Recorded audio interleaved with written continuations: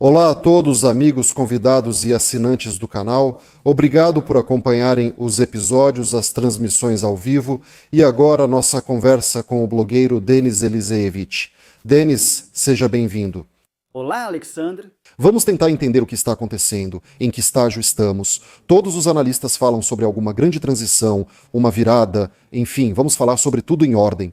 A única coisa que vou dizer sobre o formato da nossa conversa é que ele é peculiar, como sempre, específico, mas muito simples e compreensível. O código QR que você vê agora na tela do seu dispositivo, no seu display, é uma oportunidade de acessar e escrever o que quiser na tela, sua opinião, desejo, sugestão, pergunta. Sessão de perguntas e respostas no final, tudo como de costume. Vamos conectar o chat da transmissão, o clube de espectadores do Shellest, a comunidade do YouTube, a possibilidade de deixar uma pergunta com antecedência. Convido todos a se inscreverem no canal do Telegram, tanto o fechado quanto o aberto, e claro, a se inscreverem no Denis Eliseevich. Os links, como sempre, estão na descrição.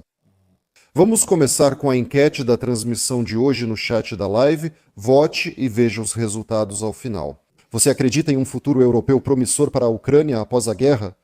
A enquete é clássica, sociológica, nós já temos até resultados, digamos assim, dos sociólogos. Sim, então temos essas opções.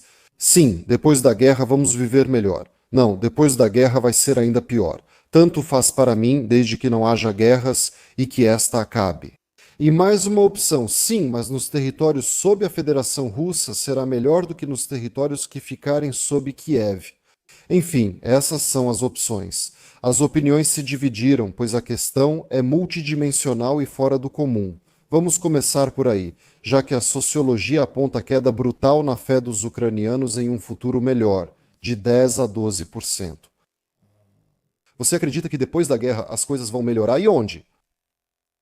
Com certeza sim, e não sob o território da Federação Russa. Isso eu posso lhe dizer com firmeza e confiança. E os resultados você vai anunciar agora ou depois? No fim, as pessoas votam durante a transmissão e depois anunciamos os resultados. Entendi. Bom, vamos esperar. Minha aposta é sim, sim. Não estou dizendo que vai ser fácil ou rápido. Vou ser honesto com você, a Ucrânia ainda vai passar por muito sofrimento, mas já existe, digamos assim, uma recompensa no final, que nem eu esperava, aquele cenário pelo qual tudo vai se desenvolver. Então, vamos lançar luz sobre esse cenário que vai se desenrolar. Agora Zelensky está em Roma, acenando da sacada junto com o Papa, fazendo discursos, digamos assim, de alcance mundial, mais uma rodada de reconhecimento internacional, uma conferência inteira sobre a reconstrução da Ucrânia. Isso tudo nos faz refletir sobre o futuro. Que super prêmio é esse que você, me desculpe a simplicidade das palavras, mencionou, né? E afinal, sobre o que estão conversando ou negociando na capital da Itália? Na Itália, estão falando sobre o fornecimento de armas. Isso foi anunciado por alguém da equipe do Trump recentemente, isso é certo.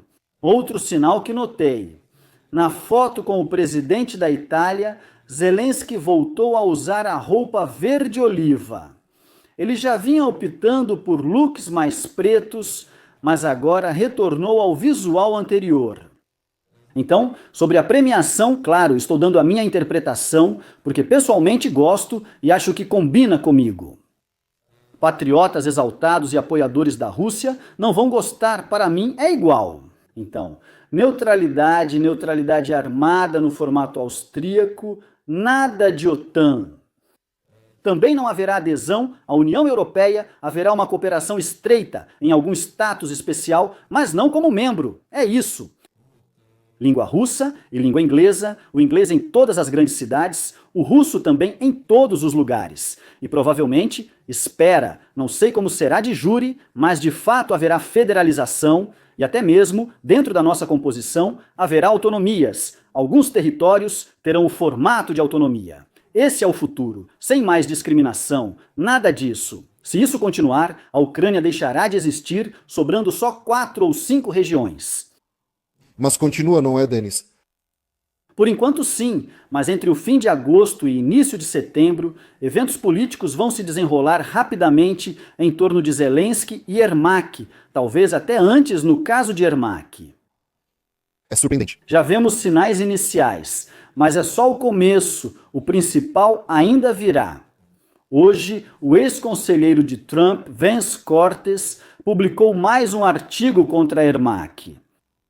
Antes disso, você sabe, o The Economist, o Político, já publicaram vários ataques contra a Ermak no último mês. Eles mencionaram as sanções que também foram impostas a você, entre outras coisas. Esses já são os primeiros sinais. Depois, alguém da equipe verde não terá escolha. Alguns deles terão que, digamos, entregar o chefe com todos os segredos para salvar a si mesmos e pelo menos parte de seus bens, ou acabar alvo de sanções dos Estados Unidos da América, até com extradição, confisco de bens e contas bancárias, das quais tem muitas. E você ouviu, por exemplo, sobre a prisão, a busca do NABU na casa do Reznikov recentemente? Sim, no dia seguinte após essa busca, Reznikov diz: pessoal, essa guerra pode durar até 10 anos, mas conseguiremos. Somos fortes e mais resistentes. Repare que isso saiu no britânico The Times, ou seja, os americanos do NABU, na verdade, suspeitam, vamos dizer oficialmente assim, suspeitam provavelmente do Reznikov de corrupção, de uma corrupção terrível durante a guerra e em tempo de guerra. E aí no dia seguinte, os britânicos, claro, ligam por conta própria.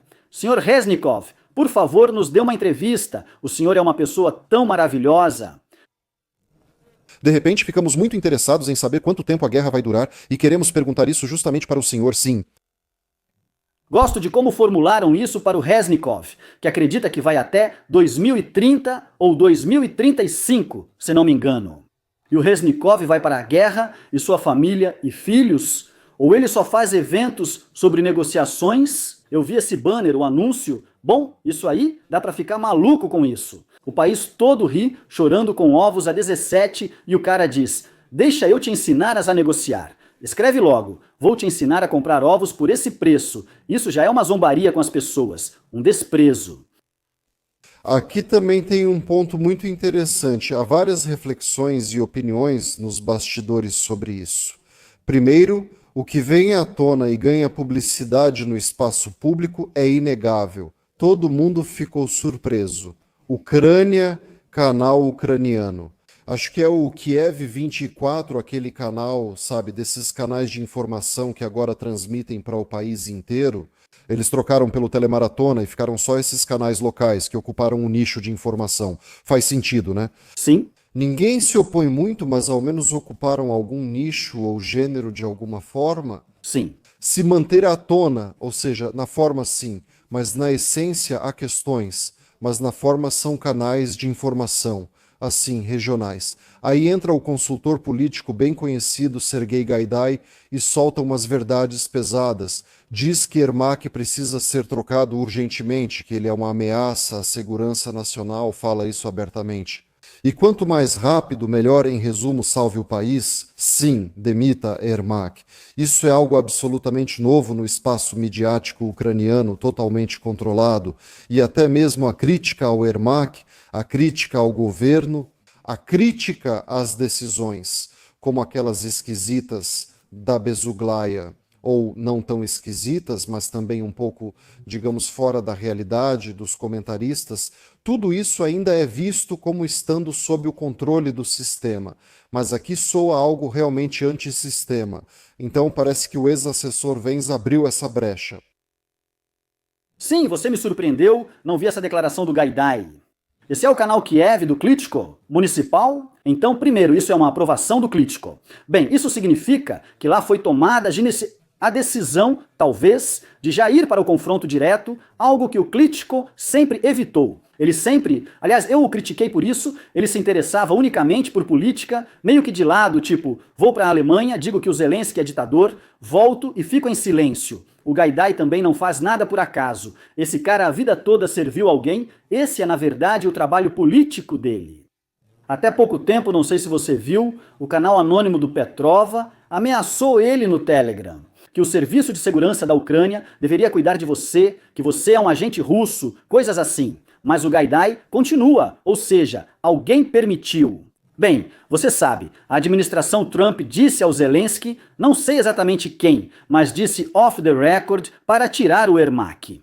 Isso é fundamentalmente importante. Tire o Ermak, mas ele ainda não tirou. Hoje, Steve Cortes falou publicamente sobre isso. Ele é ex-conselheiro, mas aqui, mesmo ex-oficialmente, ainda transmite o que é necessário na pauta, por vários motivos. Por isso, Zelensky vai ter que demitir Ermak, mais cedo ou mais tarde, ou então os dois vão acabar numa situação difícil juntos. Mas a questão é, quando demitirem Ermak, o que Ermak vai fazer? E ele não vai descansar sobre os louros. E isso vai se transformar numa história muito, muito séria. Agora o gabinete de ministros vai ser trocado. Isso também não é por acaso. Você ouviu? Zelensky deu a tarefa para Sibiga, ou para alguém, de trocar os embaixadores em todos os países do G7 e do G20. E o Reino Unido é membro do G7 e lá está Zaluzhny. E Zaluzhny, depois da academia, a luta continuou ontem. Agora será uma história muito séria. Está claro que Ermak vai fortalecer as estruturas e garantir a influência. Ermak não é como Bogdan, ou seja, nós vimos a troca de dois chefes do gabinete do presidente sob Zelensky. Bogdan, que também teve desentendimentos com Klitschko, nadou no mar de Odessa, comeu shawarma no posto de gasolina, ou seja, e ele foi substituído sim, e ele ficou meio que em desgraça em geral, não faz mais parte do círculo, ninguém mexe muito com ele, às vezes pode dar uma entrevista dura para Gordon, isso foi no período antes da guerra, mas na essência ele saiu como ex-advogado de Kolomoisky. Kolomoisky está preso no centro de detenção e no geral não aparece muito. Às vezes ele aparece quando leva ajuda voluntária para os caras na linha de frente, como ele mesmo diz. Às vezes ele tira foto com o oligarca Anishchenko, que diz, provavelmente brincando, que ele será o futuro presidente da Ucrânia. À noite, em um café, tiraram uma foto com guarda-sóis ao fundo, sentados e bebendo. Anishchenko então fez essa piada. Isso durou cerca de meio ano. Mas Yermak vai sair com muita dificuldade, com resistência e, bom, com uma grande reestruturação do sistema.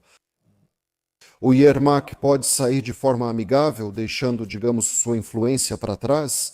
Nós lembramos que o Portnov, sim, o Portnov que foi morto na Espanha, era considerado o curador do sistema judiciário. E sim, ele atribuem várias coisas a ele. Ele é uma pessoa peculiar, mas, digamos, ele mantinha para si uma alavanca ou um fio de influência sobre certas verticais do judiciário. O Yermak pode sair assim?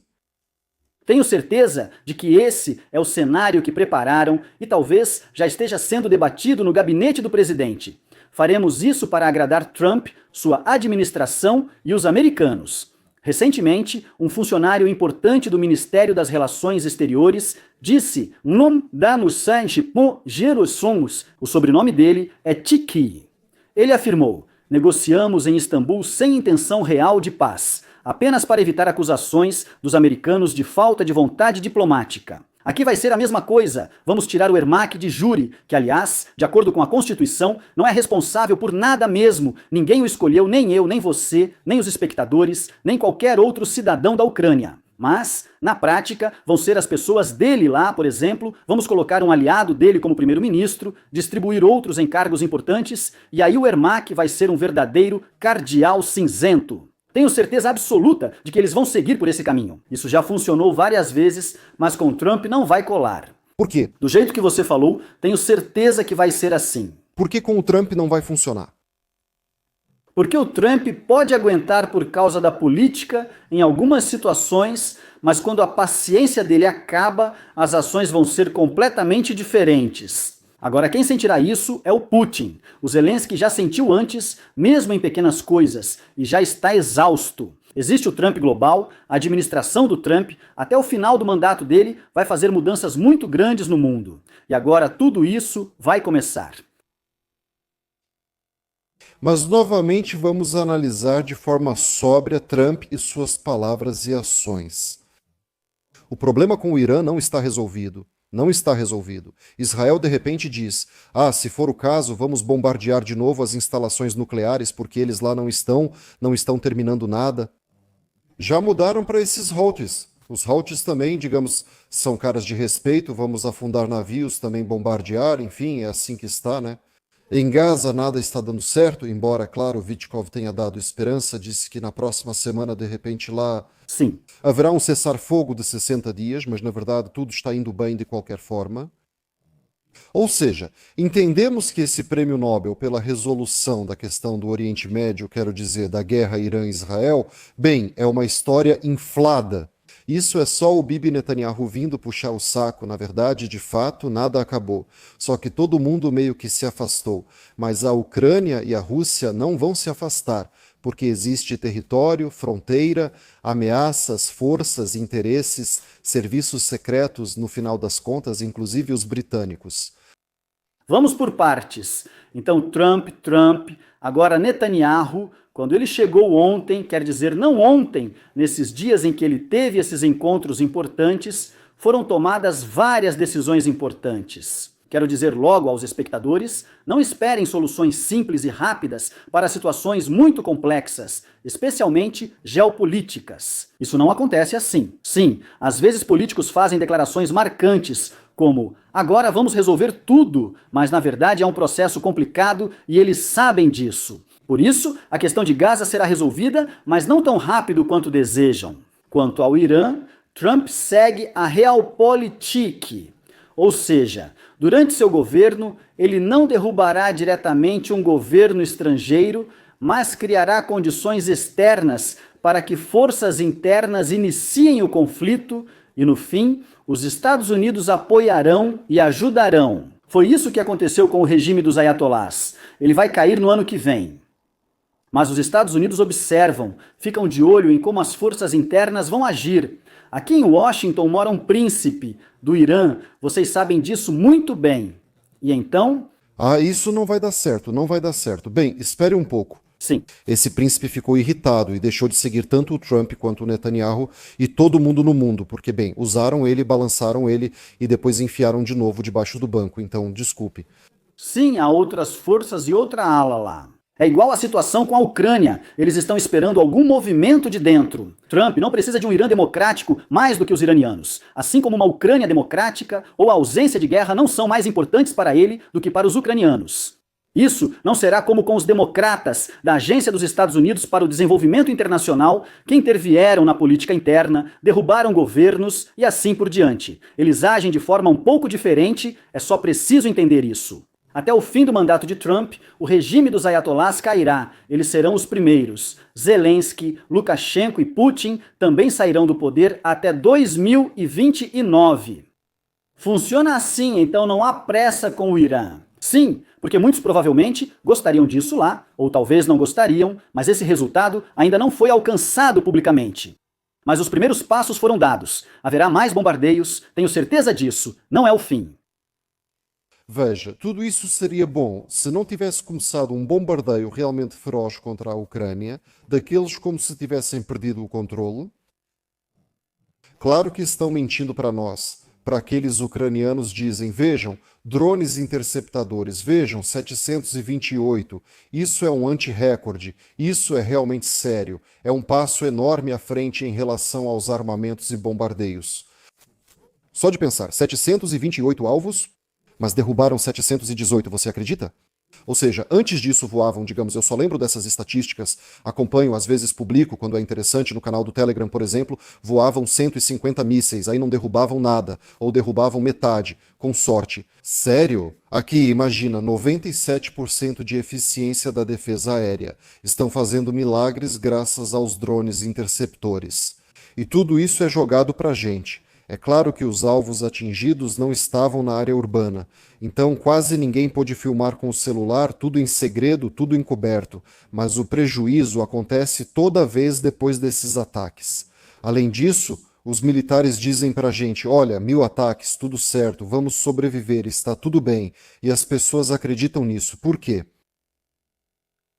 Sabe, eu acho que cada vez menos pessoas acreditam nisso, a propaganda é igualzinha à da Rússia, quando colocam você num casulo de informação, numa bolha, e aí muitas pessoas já não conseguem enxergar mais nada sobre os 700 alvos. Isso vai acontecer todo dia no outono e no inverno, isso vai ser todo dia. O que o Zelensky vai fazer depois? Agora mesmo ele pediu de novo mísseis para o Patriot ao Trump. O Trump anunciou, Vou dar 10 mísseis para o Patriot, mas isso só derruba 6 mísseis balísticos. Já tentam apresentar como vitória. Depois o Trump diz, talvez venda uma unidade do Patriot para a Alemanha. É uma instalação incrível, custa $1 bilhão, mas só uma unidade salvará algumas vidas civis. Graças a Deus. Mas isso não é uma solução fundamental para o problema. Agora eu peço aos meus espectadores, por exemplo, em toda a transmissão eu digo, ok, deram isso, aquilo, mais um pouco disso e depois? O que vem depois de verdade? E amanhã? Cada dia seguinte da guerra vai ser pior do que o anterior. Observamos isso por 3 anos e meio. Não vai melhorar enquanto houver guerra. É preciso buscar solução. O que propor a Trump, Putin e o que a sociedade deve buscar para resolver e acabar com a guerra? Aqui, tudo se resume à mídia e alguns militares. O time verde discute concessões a Putin e compromissos, mas sem consenso, a guerra não termina. Pode até congelar agora, mas em 5 anos, outra guerra começa. Isso não resolve. Esses 5 anos coincidem muito com as previsões que você acabou de mencionar acima. O mandato do Trump. Não, isso não vai acontecer. Veja, era exatamente isso que eu queria dizer, que a solução para a guerra será real, de verdade. O memorando será assinado em 2026, eu acho, na primavera. Neste ano, nada será assinado de verdade, nada que entre em vigor, diplomaticamente, nada será assinado. Por quem será assinado, Denis? Eu te digo por quem. Não será assinado por Zelensky, nem por seu sucessor, mas provavelmente por uma terceira pessoa. Os americanos devem aprovar, não pode ser alguém carismático ou de destaque, e sim alguém discreto, que assine, suma e não tenha interesse político. Essa pessoa não terá nem buscará futuro político. Só isso. E ninguém vai derrubar Zelensky, não é isso que estou dizendo. Mas a situação vai se desenvolver de tal forma que quando houver um colapso da confiança da sociedade em Zelensky e o limite de dor da guerra for atingido, o poder de fato será assumido por outra pessoa, novamente aprovada pelos americanos. A sociedade vai apoiá-lo, o que é importante, e o exército também vai apoiá-lo. É assim que vai ser. Zelensky não vai assinar nada com ninguém. O Papa Leão XIV americano e republicano, só uma pequena observação entre parênteses, propôs ao presidente ucraniano Zelensky realizar negociações entre a Rússia e a Ucrânia no Vaticano, informa o Vaticano. Essa história foge completamente do posicionamento da Rússia, que em princípio planeja continuar com Istambul, e Istambul, de fato, ainda está em andamento. Bem, alguns dizem que ele está em coma, você mencionou Tiki no momento certo, correto? Mencionou bem, porque Tiki, claro, um jovem bobão, entende, da diplomacia. Às vezes ele faz cada coisa. Lá na primeira rodada, lembra? Ele aparece e diz: vocês não fazem ideia de como é importante o papel da personalidade em longas negociações. Bem, vou simplificar. Quando você está sentado, ele escrevia essas memórias sim nas redes sociais. Sentar por 8 horas com grande responsabilidade exige ter um traseiro de ferro para suportar essas negociações, especialmente quando se reuniam com os americanos, como Rubio e Sergei Galmerov, mostrando o cansaço dos nossos rapazes. Mas tudo bem pelo país, e esse Tiki às vezes solta umas bobagens interessantes. Mas, no fundo, russos, o que se pode oferecer aos russos para que eles desistam, atenção, dos princípios de Istambul, dos princípios de Istambul. Agora, não estou falando de fronteiras ou algo assim, mas dos princípios de Istambul. Eles seguem esse princípio de forma muito, muito consistente. O que precisa ser feito para que, em vez de Istambul, apareça o Vaticano? O que você acha? Você se refere aos princípios de Istambul ligados ao conteúdo de Istambul 2022 ou ao local? Se for pelo acordo, não vão recuar, o que é esperado. Mesmo que haja algo como o Vaticano, não recomendaria aos espectadores e, pessoalmente, não dou importância, seja Istambul ou Vaticano. Ninguém vai chegar a um acordo nesse formato enquanto Zelensky mantiver sua posição. Também falei aos espectadores, se Zelensky aceitar hoje uma separação temporária ou permanente pela linha atual, Putin não vai assinar nada com ele. No mês de maio, muita coisa mudou. Eu, com base no que eu sabia sobre como a equipe do Trump agiria, Eu conhecia esse plano. Eu fazia previsões com confiança. Pessoal, em maio a guerra vai acabar. Mas depois houve uma mudança de situação, uma reviravolta. Zelensky e Putin deixaram claro: nós queremos continuar lutando. E a equipe do Trump? Ok, vamos olhar as pesquisas. Não as pesquisas, as enquetes na Ucrânia, a sociologia. No geral, muitos não são contra, então espero para ver. Por isso não dou atenção. Não vão chegar a acordo ou assinar nada. É só simulação diplomática. Sim, deve haver troca de prisioneiros. Graças a Deus, fico muito feliz por essas pessoas. Mas isso não resolve o problema da guerra, do fim dela. Não é isso, não é para isso que tudo isso está sendo feito. Istambul, isso tudo não é sério. Já é 9 de julho, a gente nem sabe a data do Istambul 3, se vai acontecer. Eu já previa tudo isso, porque ninguém precisa disso. É só uma simulação. Então, de que forma, nesses 1 mês e meio, porque agosto e setembro vão trazer uma nova realidade, nós vamos chegar com uma posição de força militar? Ou seja, na linha de frente vemos um avanço colossal. Estão batendo recordes em quantidade. As pessoas de verdade estão batendo recordes. As pessoas, como dizem, a presença do soldado no solo é isso que Budanov comentou, lembra? Ele disse, sim, o Putin está certo, até onde eles chegarem, eles vão chegar. E vocês vão para o TCK. Eu já disse para vocês, ainda vai haver muita dor. Realmente vai haver muita. Mas, infelizmente, nosso povo é assim.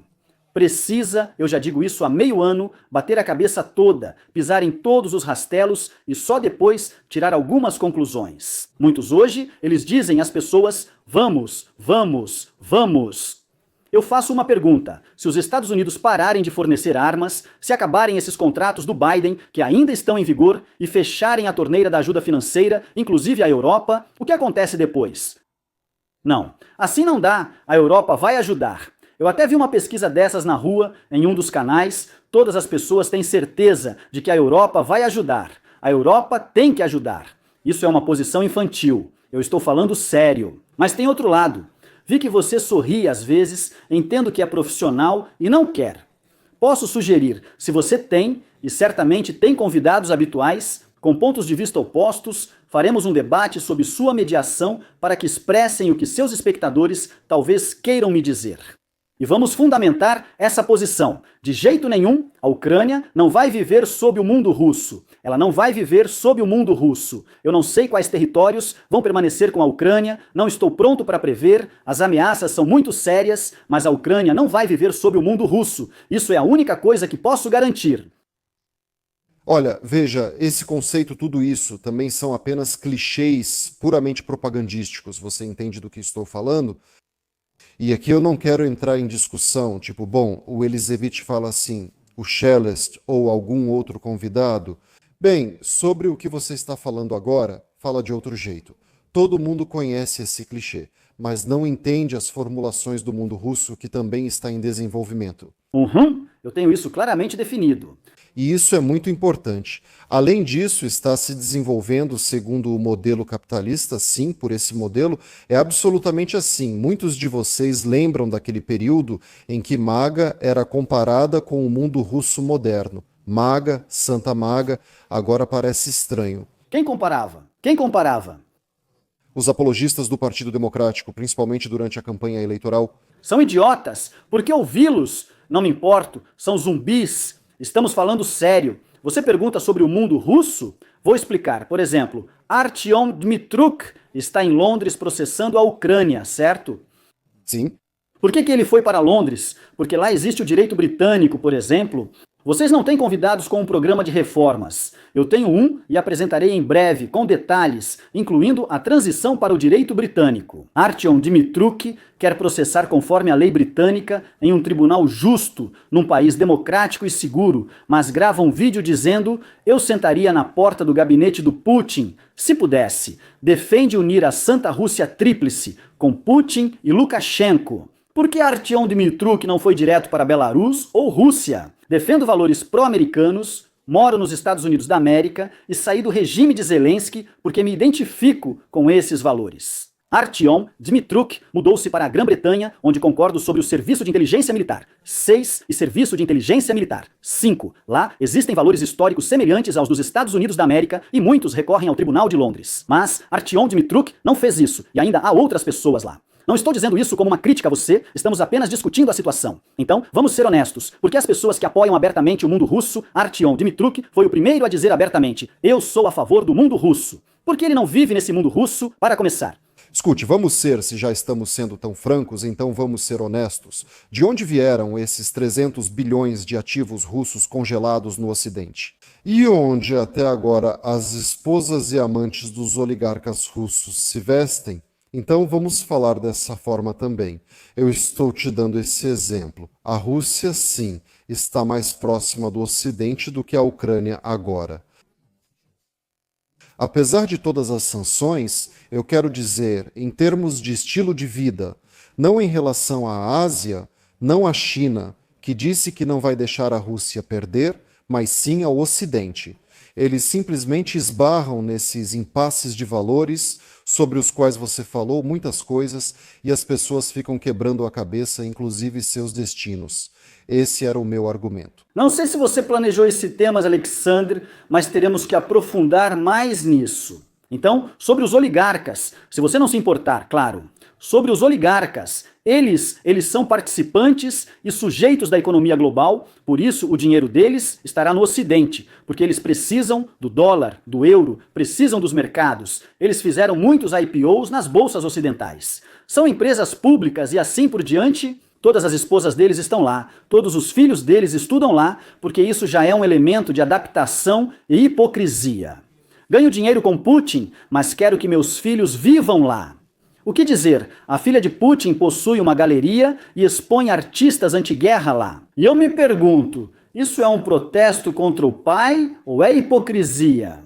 Os funcionários russos que agora gritam o maldito Ocidente decadente, todos os filhos deles, inclusive os de Peskov, estão na civilização ocidental. E tenho certeza de que as contas bancárias de Peskov também estão na civilização ocidental. Isso não é proximidade, são apenas as realidades de hoje, sem as quais você não pode se fechar na Rússia. Sobre o capitalismo, na Rússia não existe capitalismo. Na Rússia, há capitalismo de Estado, conceito diferente, outra definição, e na essência é fascismo.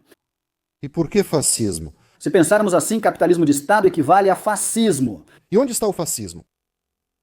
Porque você...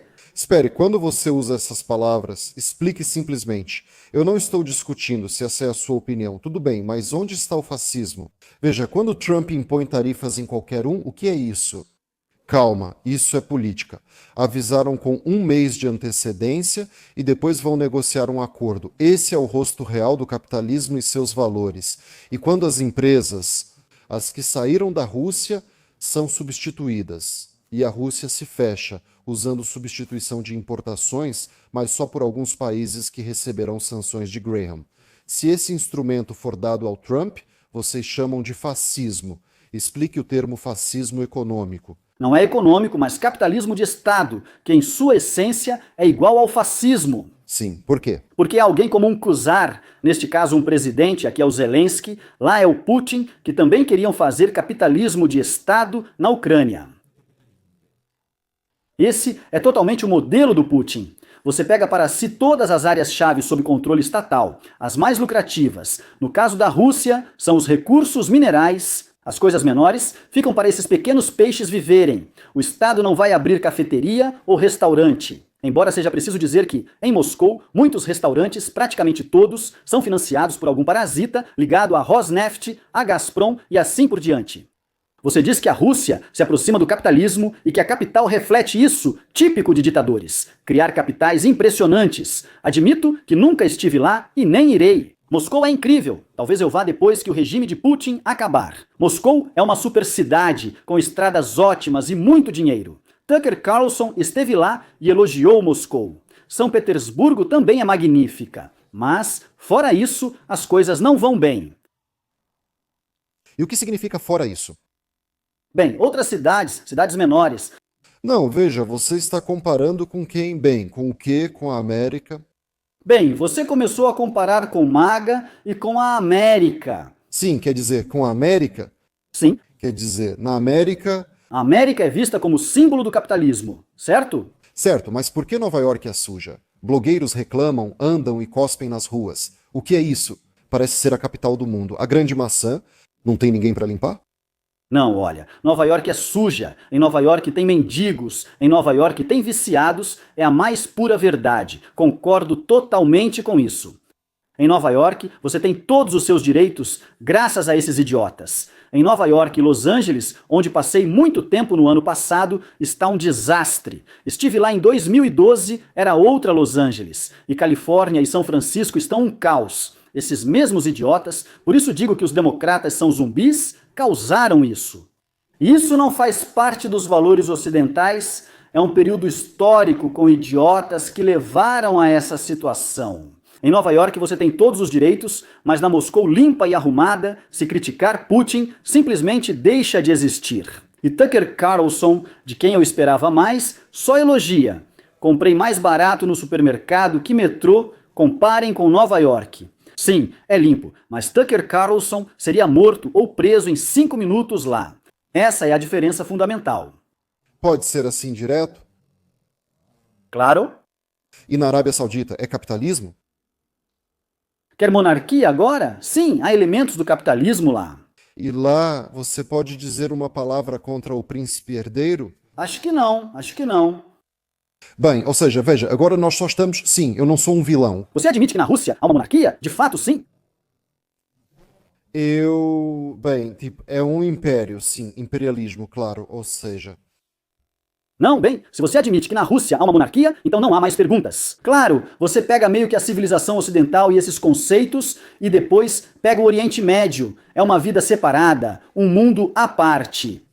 Acho os Emirados Árabes um país incrível, indo no caminho certo, mas lá também... Eu trouxe esse exemplo, pulei direto para cá, não para comparar sistemas ou chamar alguém de monarquia ou algo assim. Eu vou explicar. Então está tudo bem com os americanos na Arábia Saudita, certo? E com quem não está bem? E com a Rússia também está tudo se ajustando, também vai ficar tudo bem. E com a Ucrânia? Já não é certo, já não é certo. Bem, com a Ucrânia a situação está bem instável, né? Damos armas, não damos. Fica uma história bem interessante. Ou seja, agora, de fato, se olharmos por outro ângulo para essa combinação, e estamos falando dessa combinação pura, ou seja, a primeira combinação, Trump desliga os satélites, retira a ajuda, não há mais Kurchina, bem, como fator nessa guerra. Isso, como nos explicaram todas essas áreas da região de Kursk, é um fator na guerra. Ou vamos trocar, ou de alguma forma pressionar, ou proteger Sumi, proteger outras áreas ali, pronto, isso não existe mais. Literalmente coincidiu sim esse período. Em seguida vemos que toda essa história foi encoberta, a frente avançou, o movimento da frente, depois de repente ele meio que volta de novo. Ou seja, Zelensky é absolutamente tipo, como aquele fantoche de luva, sabe? Ele é totalmente assim... Sim. Ele acabou sendo controlado. Então, a ligação de Trump com Zelensky e com Putin. Ele liga para Putin, Putin diz... Não, eu vou até o fim, eu continuo. Zelensky diz sim, ou seja, diz sim para tudo. Se olharmos por esse ângulo, como pode ser a resolução da guerra? Eu ainda vou te dizer qual é a resolução, mas preciso responder. Você diz, então Zelensky, nós falamos detalhadamente sobre TIC hoje. Zelensky faz como TIC. Sim, senhor presidente, eu concordo com tudo. Desliga o telefone e faz algo completamente diferente. A inteligência americana e outros sabem que Zelensky quer manter a guerra. Trump entende isso, e por isso Zelensky o incomoda, tanto antes quanto agora. Agora você cita exemplos da Arábia Saudita, Rússia e Ucrânia. A Ucrânia está à beira do colapso, em crise extrema e sem recursos, precisando ser salva. Zelensky é responsável pelas relações com os Estados Unidos da América. Não podemos culpar a Ucrânia, pois nunca teve uma administração normal. Sobre a resolução da situação. Como já disse, negociar territórios não levará a nada. É uma ideia tola. É tolice discutir isso. É necessário. É preciso uma solução radical para o problema, uma proposta criativa, fora do comum. Como já disse, se agora dissermos ao Putin, é preciso superar o Putin.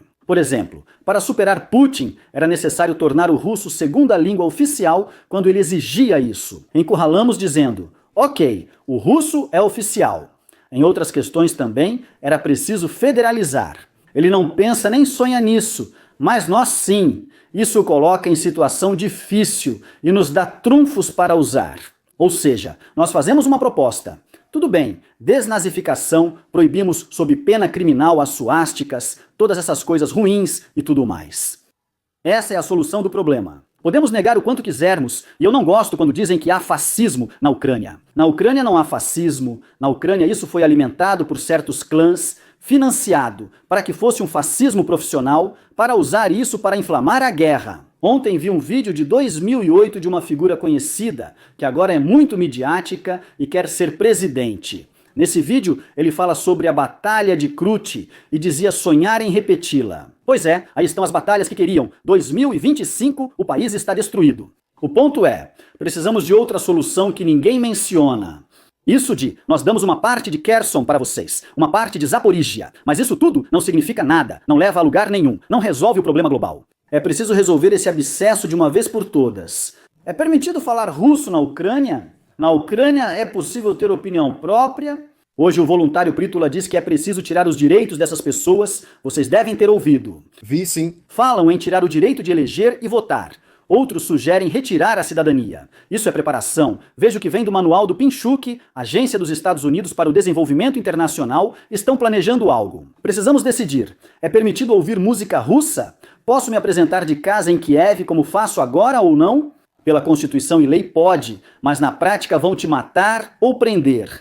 Há várias questões não resolvidas. A Rússia não pode ser enviada para a Austrália. Ela sempre esteve e continuará aqui. Sim, Putin é um problema. Como agir? Eu digo, um país neutro. E o destino da Ucrânia é ser de fato um sujeito da economia global, uma ponte de comércio entre a Ásia, a Europa e assim por diante. E levar em conta apenas os próprios interesses, neutralidade, não se envolver em nada. Sim, cooperar com a OTAN como a Áustria, sem se envolver em conflitos, e não como Arakâmia disse, que a Ucrânia será o centro mundial de produção de armas. Ok? Então a guerra na Ucrânia vai durar para sempre. O país deveria ser um centro econômico, comercial, com baixos impostos e leis. Tipo Hong Kong, perto da China, tem muitos detalhes, mas é algo assim. E se quiserem se separar, olha só. Vamos simular. Separaram-se pela linha de demarcação atual. Parece um acordo, mas a pressão continua, com Prítula e outros dizendo que devemos retomar territórios dos russos. Onde isso vai dar? Só vai levar a uma nova guerra. Esse é o sonho da Agência dos Estados Unidos para o Desenvolvimento Internacional e dos globalistas. Manter a guerra eterna, enfraquecer a Rússia, mas e a Ucrânia? Nisso tudo? Onde estão vida, felicidade e alegria? Veja o que mostram crianças pequenas aprendendo a controlar drones nas escolas. Eles todos vão embora até o 9º ano. Não vão aprender a controlar drones. Os pais deles vão levá-los embora. Não vai sobrar ninguém na Ucrânia. Hoje na Ucrânia, os alunos têm pelo menos 30 anos. No mínimo 30 anos. O país não vai existir. Os Pritulas vão gritar, depois vai ter foto da esposa. A esposa tem um relógio de $30 mil. Sim, tudo isso vai acontecer. E não vai ter gente, ninguém vai querer viver num país assim. Por isso, é preciso parar de ser hipócrita e admitir. Na Ucrânia, metade do país fala russo. Há muitas questões históricas complicadas. É preciso parar de semear o ódio. Isso não significa trazer o mundo russo ou seguir o que Dmytruk propõe.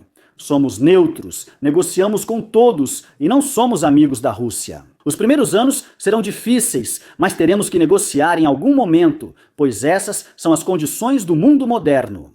E depois, eu não sei como vai ser. A palavra negociar? É sim. Negociar? De um jeito que as pessoas entendam. Quero dizer, não vai ser tudo de uma vez. Vai ser um processo gradual, com passos tímidos no começo e depois vai avançando. É o que proponho, mas ninguém traz essa proposta.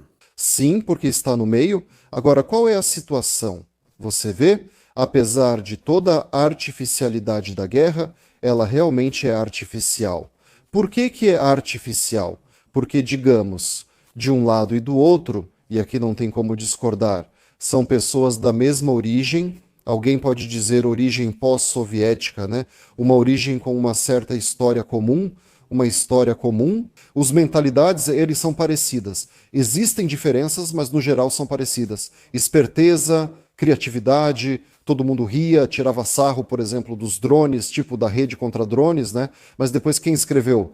O Financial Times ou alguém assim que compraram redes de pesca na Dinamarca, né, e fecharam uma estrada com elas. Ou seja, fizeram exatamente a mesma coisa lá depois de um ano, só que do jeito deles, mas no fim das contas é tudo a mesma coisa. Está acontecendo uma corrida armamentista, está acontecendo uma operação de campo de testes. Ou seja, Zelensky encontrou maneiras de prolongar a guerra. Ele envolve empresas privadas americanas, startups que trabalham com a implementação de inteligência artificial em armamentos, desenvolvimento. Não se trata de grandes lotes ou escala industrial. São startups que ainda vão chegar lá e precisam de dinheiro, desenvolvimento e tecnologia. Eles vão vender pacotes, licenças, a própria China vai fabricar os componentes, ou algum outro país, por exemplo, não sei, Bangladesh, Malásia, onde for mais barato, não importa. Eles simplesmente vão observar, vão testar todas essas novas engenhocas deles e depois vão vender pelo mundo, mantendo uma certa liderança, sim. Esse é o sentido desses startups. Trump, mesmo que ele quisesse acabar com a guerra ou não quisesse, ele não pode proibir nos Estados Unidos que uma startup americana colabore ou se desenvolva. É assim mesmo, essas coisas. Graças a Deus, sim. São essas as regras, entende? Não tem o que dizer. É uma startup, simplesmente uma empresa privada. Mas Zelensky sai e diz: a América está nos ajudando. A América, entende? Ou seja, nós vemos esse jogo político. Eu quero, para onde ir com tudo isso? Sua opinião não é popular porque ela é meio que neutra, né? Ou seja, vão dizer, Eliseevich é totalmente pró-Rússia e não importa o quanto ele fale mal da Rússia agora, por exemplo, até mesmo na nossa conversa, ele fala, como assim introduzir a língua russa? Como assim, tornar oficial na Ucrânia, fazer de novo língua estatal? Você tá louco, isso é traição. Como assim, negociar depois com a Rússia? Ou então, status neutro, como assim, traição? Na nossa Constituição está escrito que vamos ser membros da União Europeia e da OTAN. É para lá que estamos indo. Ou seja, é isso que o Putin quer, que a gente mesmo abra mão do ucraniano como única língua, da demolição de monumentos, de algumas coisas. Bom, você entendeu, tem toda uma série de coisas assim. Sim. Ou seja, na verdade, no seu discurso soa a mesma desnazificação, quero dizer, no sentido mais amplo. Eles mesmos na Rússia se confundem sobre o que é isso, além de, bem, pessoas específicas, isoladas, cheias de tatuagens, mas, de fato, isso é cumprir as condições da Rússia. O que você está propondo agora, algo neutro, ninguém está oprimindo ninguém, não está discriminando. Lá, a única questão é sobre armas, se pode ou não pode se armar, mas por outro lado, se vocês são neutros e não fazem parte de nenhum bloco, então se armem à vontade, por conta própria. Veja, eu não falei nada sobre territórios, eu falei sobre federalização, autonomias. Os americanos, vou te dizer, estão considerando uma certa opção quando, de qualquer forma, o que estou dizendo, a situação vai acabar chegando nisso. E, talvez, até mesmo Donbass possa ser devolvido à Ucrânia como uma autonomia, quero acrescentar isso. Eu não disse para entregar nenhum pedaço de território para Putin. Eu proponho uma estrutura, uma opção com a qual tudo isso pode ser unido e a questão pode ser realmente resolvida. Sobre a língua russa, você diz que alguém pode dizer que sou pró-Rússia. Não, eu só sou honesto e não sou hipócrita. E esses que gritam sobre o ucraniano, todos eles têm iPhones com o menu em russo e em casa, e todo o escritório do presidente fala russo, ou seja, isso é simplesmente não ser hipócrita. Isso é simplesmente um fato. Na Ucrânia, metade das pessoas fala russo e podem falar, e provavelmente todos eles odeiam muito Putin e o mundo russo, mas falam russo porque a língua russa não é propriedade de Putin. Isso é apenas ser honesto, mas hoje na Ucrânia não é comum falar abertamente. Só apoiar o líder é permitido. E só isso, caso contrário, você é imediatamente considerado inimigo. E hoje, na Ucrânia, podem te chamar de russófono, não pelo que você fala, mas simplesmente por ser contra Zelensky. Por isso existem esses exemplos, como vocês sabem. O que acontecerá com Zelensky? Isolamento. Não vou dizer prisão, embora seja possível, mas daria uns 10% de chance. Será isolamento. Ele pode ir até para os Emirados Árabes. Será proibido de atuar na mídia, só poderá acessar a internet sem se manifestar, isolamento total. É possível que ele perca parte dos ativos. Esse é o destino que o espera. Ele não poderá mais viver na Ucrânia. Se, bem, esse é o plano de exílio, então vamos partir disso como um fato, certo? E o que vai acontecer com o sistema TC-Kashnikov? Nos últimos dias, acho que você também está acompanhando, né? Os ucranianos estão sendo pressionados novamente, inclusive por esse motivo. Claro, tem a questão da língua, da igreja, essa é a linha tradicional. Armovir, em resumo, a linha de divisão é pelo Armovir, exército, língua, fé. Então, sobre o exército. Ou seja, alguns ucranianos estão passando para os correspondentes militares russos ou para canais russos no Telegram as coordenadas do TCK, você acredita? Alguns militares ucranianos dizem: aqueles que passam essas informações, nós vamos pegar, rastrear as coordenadas deles e passar para os mesmos russos, dizendo que são unidades militares. Sério? É impressionante, você entende? O TCK diz: vamos nos dispersar, divulgaram o endereço, era um hospital, apagaram rápido e alegaram hackeamento, o TCK de Vinnytsia. Mas isso não é verdade. Desculpe, aqui não invadiram, mas agora de repente sim, né? Todos entendem essa estratégia. Vão se dispersar e se esconder atrás das mulheres. Crianças, doentes em hospitais, voluntários, todos serão afetados. A guzificação seguirá mais rígida, talvez sem uniforme, invadindo propriedades privadas. A face cruel da guzificação persiste. Quem se opõe é visto como evasor, inimigo do povo, marcando ruptura com o exército. E os militares dizem: não consigo andar de uniforme na cidade da retaguarda. Todos se afastam e ainda sinto medo. Dizem que podem bater na cabeça por trás com um pedaço de pau. Contam casos interessantes e procuram o serviço de segurança. Perguntam: pessoal do serviço de segurança e vocês? Eu sirvo na unidade militar. Ou seja, é um caos absoluto. Isso é dividir para conquistar. Isso é bom? Sim. É realmente uma história muito complexa. O que vai acontecer com esse regime, com a vertical do TCK, quando, digamos, o regime de Zelensky e o próprio Zelensky entrarem em isolamento? Não estou pronto para falar sobre isso agora, porque é preciso aquilo que eu disse para vocês hoje. Após o fim da guerra, segundo essa fórmula, é preciso discutir isso abertamente para avançar na questão. Acho que, de qualquer forma, muitas pessoas agora sonham em se vingar dos TC-Kashniks, e isso pode acabar indo para o nível pessoal. Por outro lado, lá não é só... Olha, eu descobri recentemente que, na verdade, nem todos os TCK estão envolvidos em ilegalidades. Existem TCK que mais ou menos permanecem dentro dos limites da lei e da moral. Mas a licença para toda essa bagunça, quem deu no final das contas foi o Zelensky? Quero dizer, alguém está dando ordens para agir assim, alguém está permitindo isso. E esse é o maior problema. O que você disse, eles expõem... Hoje eu vi, um militar divulgou os dados pessoais de uma pessoa que escreveu algo comemorando o ataque ao TCK. Isso é orwelliano, é o Orwell acontecendo na Ucrânia hoje. Isso é o que realmente destrói o país. E aqui não é uma questão de ser um bom cidadão ou um mau cidadão. Claro, ficar feliz com isso provavelmente é imoral, especialmente se depois disso civis morreram. É preciso refletir a que ponto chegou o país quando um cidadão que não apoia Putin se alegra com um míssil atingindo o TSK. O problema não é essa pessoa, vejam o rumo que deram ao país. E depois, esse mesmo militar que divulgou dados pessoais, me mandaram, ele publica um post. Não foi para esse povo que eu prestei juramento. O povo não é o certo, poxa, ninguém tem sorte com esse povo. E depois, outro militar viu isso e hoje me mandou no Telegram uma foto desse cara que postou, numa clínica odontológica, cara. Ele estava colocando facetas nos dentes. Eu penso comigo, eu sou totalmente a favor dos militares receberem dinheiro, sim.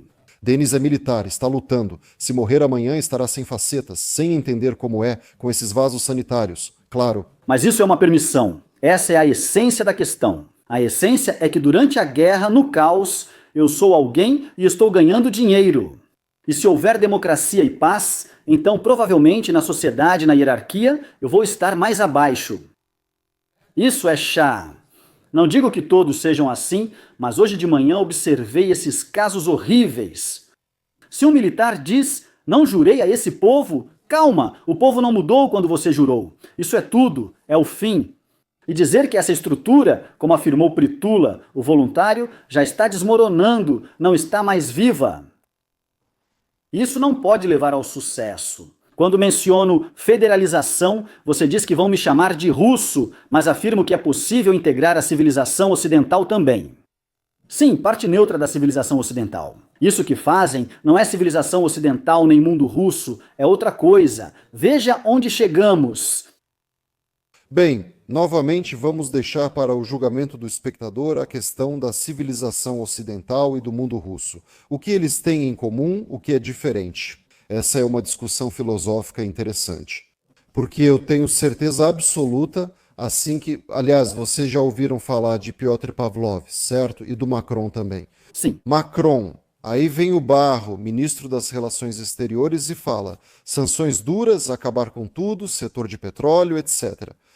O próprio Macron afirma: não podemos cortar os laços com a Rússia. E Petr Pavel diz: chega, vamos lá. Ele sugeriu algo parecido. Não igual ao de vocês, mas também um plano passo a passo. Cessar fogo, negociar, acordo de paz, depois retomar a Europa. No fim, é uma civilização só, com especificidades. A propaganda de guerra faz milagres. Todos compreendem isso, mas é uma ideia muito importante. Para resumir a conversa de hoje, eu proponho que façamos um balanço da nossa enquete. Vocês acreditam em um futuro europeu brilhante para a Ucrânia após a guerra? 5% responderam sim, depois da guerra vamos viver bem. 23%, não me importa, desde que a guerra acabe e não haja mais guerras. 35%, não, depois da guerra vai ser ainda pior. E 37%, sim, mas sob controle, mas nos territórios sob controle da Rússia. As opiniões as opiniões se dividiram, espere. Isso é realmente interessante de analisar. Você, pelo que entendi, está nos 5%. Depois da guerra, vamos viver bem. Sim, só depois da guerra vamos viver bem. Isso é uma certa ironia. Vai ser preciso reconstruir o país, aliás, na Ucrânia, pelo modelo que eu te contei, vão viver pessoas que estão prontas para reconstruir o país, criar, construir e aproveitar o que fizeram. Não vai haver um retorno em massa para a Ucrânia, já quero dizer isso de imediato. E sobre o Macron, o que você disse, voltando a isso, Macron decidiu não entrar mais em confronto político com a Rússia. Bem, porque aqui também é uma questão de interesse. Ou seja, a questão... Sim, foi por isso que conversei com Putin e escrevi no Telegram, pois soube disso e fui o primeiro a comentar. Já Macron está deixando de apoiar ativamente o Zelensky. Vamos ver, por enquanto parece que sim. Não, está claro que a coalizão dos interessados é só fumaça, mas vamos ver. Vamos esperar para ver como termina o encontro de hoje em Roma, porque lá eles também vão, falar sobre a reconstrução da Ucrânia. E hoje, com certeza, vão haver declarações, inclusive do Macron, do Merz e de todos os outros. Então vamos para as perguntas, amigos, comunidade do YouTube. Bem, modo Blitz, vamos passar rapidamente e depois vamos para o chat também. Vamos lá. Lina Vostroilova pergunta: se existe um governo indecente, como resultado é inevitável um mundo indecente?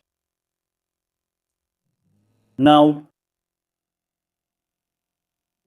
Então quer dizer que um governo indecente pode estabelecer uma paz duradoura? Bem, um governo indecente, como você diz, vai fazer o que os Estados Unidos concordarem, e os Estados Unidos não aceitam qualquer coisa. Miroslav, olá, porque nenhum político menciona que, pelas pressões sobre o Kremlin vindas da Europa e dos Estados Unidos da América e pela militarização da Ucrânia, quem acaba respondendo é a própria Ucrânia e os ucranianos, e não esses que não conseguem nada? Obrigado. Interprete, se você entendeu a pergunta, Alexandre. Por que esses europeus aparecem lá, falam como vão derrotar a Rússia, mas no final das contas tudo recai sobre nós, ucranianos e a Ucrânia, e isso não afeta eles em nada? Então esse é o plano... Entendi. Esse é o plano dos globalistas, essa é a essência. Resolver algumas questões deles, se armar enquanto a Ucrânia enfraquece o Putin.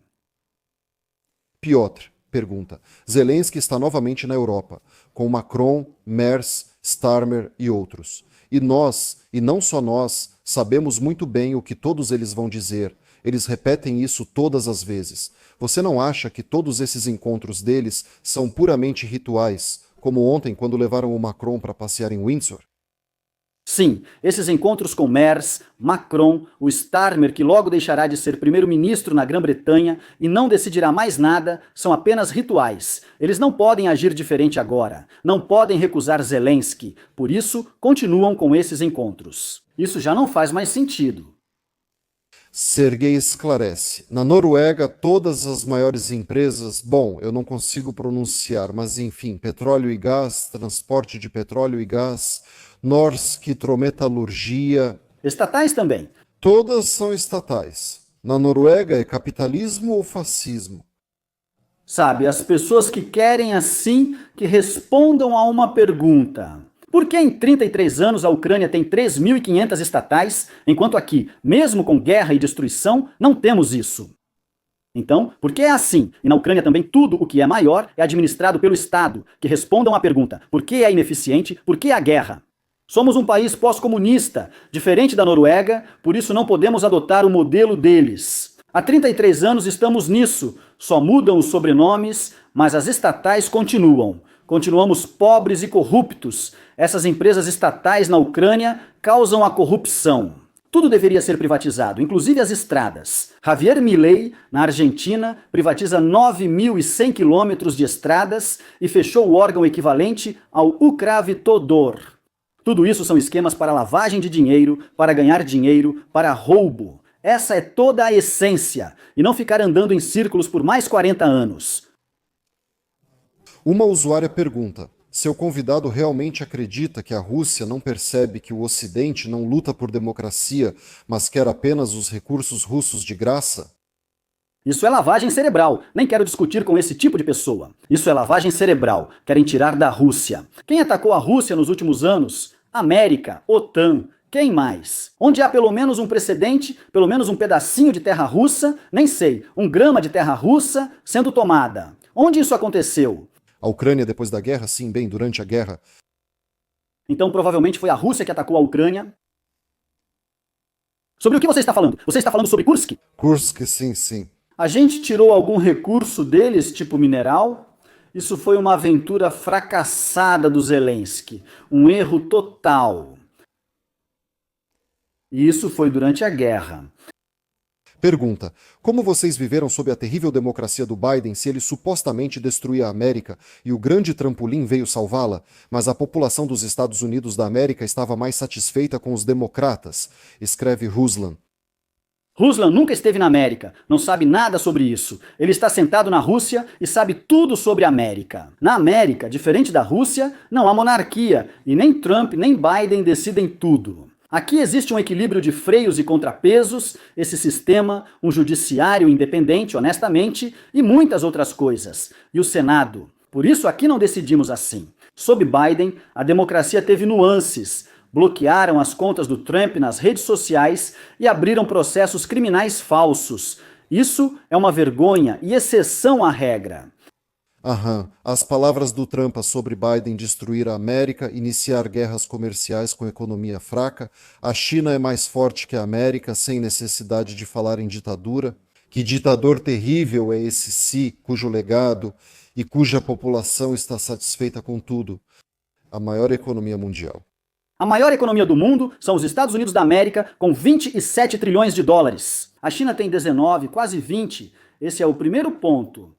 A China é a segunda maior economia do mundo. Essas são as pessoas que fazem essas perguntas. Recentemente, uma mulher me escreveu durante a transmissão: por que você é contra Lukashenko? Eu moro na Estônia, eu vou para Belarus, lá tem 10 tipos de linguiça defumada. Essas são as pessoas para quem 10 tipos de linguiça defumada já são suficientes e não precisam de mais nada na vida. E um kizar. Eu não quero fazer paralelos entre linguiça defumada e o czar, ou czares, porque, bem, é uma questão de gosto. Eu me lembro, todos vocês lembram, falavam seriamente que a União Soviética estava sendo destruída.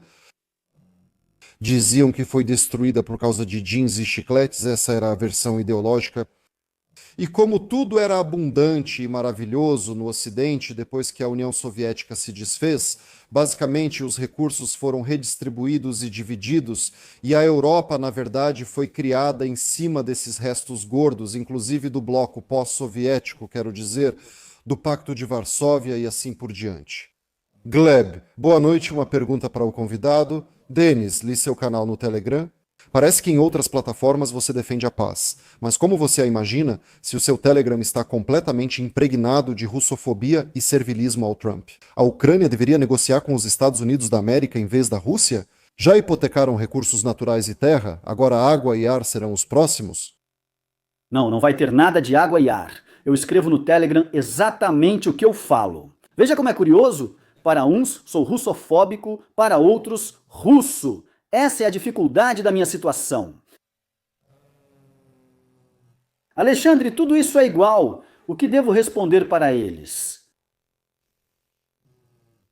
Como assim eu sou russofóbico? E onde é que eu apoio a guerra? Que servilismo ao Trump? Bom, para as pessoas é mais fácil. Tipo, quem é esse? É o Trump. Mas o Trump hoje representa os valores que eu defendo. Amanhã, talvez seja o Elon Musk que vai representar esses valores. Eu já o apoio e vou continuar apoiando o Elon Musk. Então, vamos ver o chat da transmissão. Vamos lá. Por que Elisevich Vicúzia?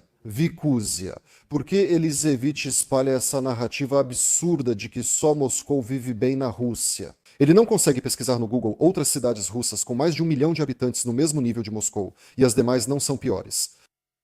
Bom, fico feliz por eles, tudo bem, graças a Deus. Se esse nível de liberdade serve para eles, e tudo isso, eu não me oponho. Eu não quero atormentar os russos com nada. Você percebeu? Eu me interesso pela Ucrânia. Então, bem, aqui está uma pergunta do usuário. E Elisevich está pronto para um debate com Muraev? Sim, com qualquer um. Com Muraev em um debate. Isso estão pedindo. Então, houve algum tipo de falha aqui, pelo que entendi? Bem, agora vamos tentar esclarecer tudo o que diz respeito. Não consigo ler sua pergunta. Sim, aquela que está na tela. As pessoas durante a transmissão. Então, é assim, assim, assim. Ah, entendi. Aqui é como se as pessoas apoiassem o canal e tem gente que fala mal de você. Também existe esse tipo de pessoa. Dizem, Deus me livre de você entrar na política. Você pretende entrar na política ou não? Vocês sempre me chamam de blogueiro, mas sou empresário. Não sou blogueiro nem político, nem produto do YouTube. O YouTube é só um impulso, um meio de comunicação, só uso em situações especiais. Então, Valéria Fyodorovna quer saber de você. Como está seu pai? Isso é algo pessoal ou público? Eu não consigo entender. Não sei por que perguntar isso. Aham. Por que Elisevich bloqueia as pessoas por causa da opinião delas? Em que ele é diferente do Zelensky? Oh, é mesmo? Bem, a diferença é que o Telegram é propriedade privada, enquanto o Zelensky é, na verdade, o presidente de um país. Eu não prendi ninguém, não cortei a internet de ninguém, não expulsei ninguém, não matei ninguém. Sergei, por que não divulgaram o caso Epstein? Onde está o minuto do vídeo? Trump visitou a ilha de Epstein? Não, Trump não esteve na ilha de Epstein. Ouvi várias teorias aqui nos Estados Unidos da América nos últimos dias. É um incidente ruim e está sendo debatido por todos hoje na América. Explique qual é o ponto principal, porque muitos espectadores não entendem. Epstein, que morreu na prisão, tinha lá, bem, para o YouTube, digamos assim, encontros, vamos chamar de específicos, para ser o mais cuidadoso possível, vocês sabem como é. Eu estava discutindo aqui o Ministério dos Transportes da Rússia, e depois o YouTube me avisou dizendo, olha, você tem um vídeo perigoso aí sobre o ministro dos Transportes? Sim, eu entendo sim. Apareceu dizendo, pronto, isso é perigoso, estão bloqueando, Deus me livre, é disseminação. Por isso digo, Epstein organizava encontros. Morreu na prisão, 1 minuto sumiu do vídeo. O FBI declarou oficialmente que não há caso, ninguém é envolvido. Enfim, tudo certo, Trump não está lá. Disseram que não há listas. Sim, não há listas. O tempo todo anunciavam que as listas existiam e seriam divulgadas, mas isso não aconteceu, causando toda essa confusão e escândalo. Quer dizer, isso é um golpe no Trump, de qualquer jeito. Sem dúvida. É menos um minuto, é um golpe sério. Sem dúvida. Nikita Kolesnikov.